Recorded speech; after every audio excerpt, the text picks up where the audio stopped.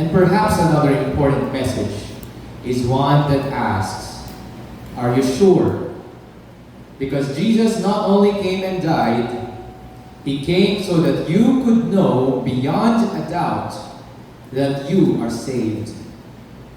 Hindi lang kaligtasan ang inaalok at ibibigay ng ating Panginoong Jesus. Siya rin ay pinagmumulan ng pinagpalang katiyakan.